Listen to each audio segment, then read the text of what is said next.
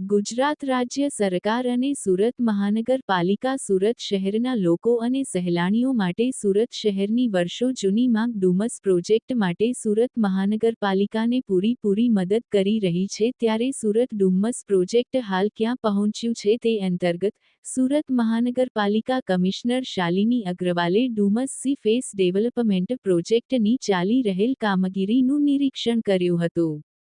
સુરત શહેર તથા દેશ વિદેશના સહેલાણીઓ માટે મનોરંજન તેમજ કુદરતી સૌંદર્યના સાનિધ્યને માણી શકાય તે હેતુથી ટુરિઝમ પાર્કનું આયોજન કરવામાં આવેલ છે।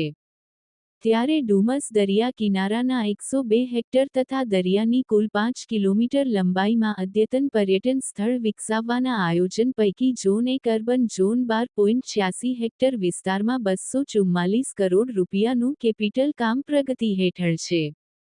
આ પ્રોજેક્ટમાં surface parking, multilevel car parking building, 4 wheeler અને 2 wheeler parking, cycle track, promenade, walkway, erosion protection wall, amenities building, yoga ground, event ground, એન સુરત યુદ્ધ જહાજ, marine theme base sculpture, convivial plaza વગેરે જેવા વિશિષ્ટ પ્રકારના આકર્ષણ મૂકવામાં આવનાર છે।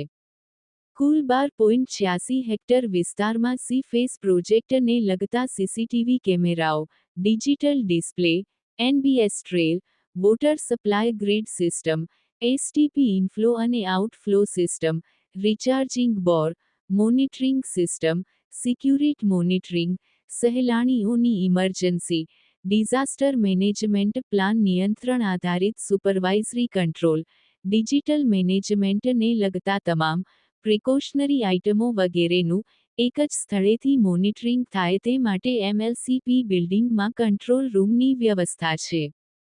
મ્યુનિસિપલ કમિશનર શાલિની અગ્રવાલ દ્વારા ડુમસ સી ફેસ પ્રોજેક્ટના સરફેસ પાર્કિંગ અને યોગા ગ્રાઉન્ડ પૂર્ણ થયેલ કામગીરી તેમજ પ્રોમેનાડ એરિયા અને એમએલસીપી બિલ્ડિંગ સ્થિત મિકેનાઇઝ્ડ કાર પાર્કિંગનું નિરીક્ષણ કરવામાં આવેલ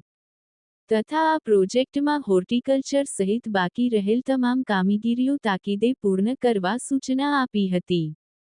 આ સિવાય ક્યાંક શાલિની અગ્રવાલ આ કામગીરીથી પૂરાપૂરા સંતુષ્ટ દેખાયા ન હતા અને અસ્તવ્યસ્ત કામગીરીને પગલે તેમણે ડુમસ સી ફેસ પ્રોજેક્ટના ઇજારદાર કે જેના દ્વારા વાયુ પ્રદૂષણ અટકાવવા માટે જરૂરી વ્યવસ્થા ન કરેલ હોવાથી તેના દંડ પેટે ઇજારદારને 5 લાખની પેનલ્ટી ફટકારતા અધિકારીઓ પણ સાવધાન મોડમાં આવી ચૂક્યા છે। ઉલ્લેખનીય છે કે ડુમ્મસી ફેસ પ્રોજેક્ટ રાજ્ય સરકારના મોટા નેતાઓ સહિત તમામ માટે જનતાને આપનારું એક અનોખું ભેટ છે અને આ પ્રોજેક્ટ પર સીધી સરકારની નજર છે ત્યારે સુરત મ્યુનિસિપલ કમિશનર શાલિની અગ્રવાલ પણ આ મામલે કોઈ કસર છોડવા માંગતા નથી તેવું હાલ દેખાય છે। કેમેરામેન સાબિર અલી સૈયદ સાથે કાદિર શેખ, કર્તવ્ય ગુજરાત ન્યૂઝ સુરત।